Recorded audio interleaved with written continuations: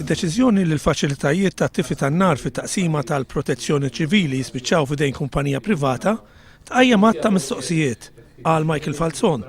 Fosthom jekk it-taqsima tal-protezzjoni ċivili isser tispiċċa tikri bi ħlas mingħand il-privat l-istess faċilitajiet li kellha f'idejha biex tgħallem u tħarreġ lill-membri tagħha.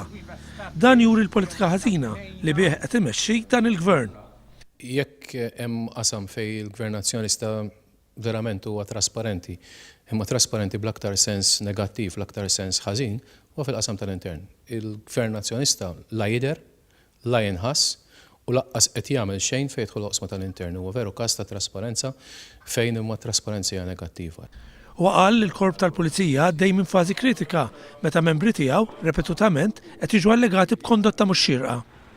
Il-fatt li riċentament għaqdiet tal-Pulizija barranin kitbu lill-Gvern dwar il-weda li ilha tiġi miksura bosta drabi dwar is-sħubija tal-Pulizija ma jagħmilx ġieħ la lill-korp u lanqas lill-pajjiż. Michael Falzon ġeddet il-weda tal-Partit Laburista li jagħti dritt lill-membri tal-forzi tal-pajjiż li jissibħu f'union b'xi forma ta' restrizzjonijiet aċċettabbli.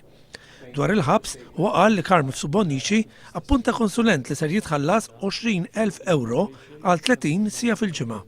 Madankollu, fl-istess waqt, iċ-ċifra taħriġ ġiet riveduta l-isfel b'10,000 euro. Dan jirrifletti telqa kbira f'tmexxija tal-gvern fil-qasam tal-intern.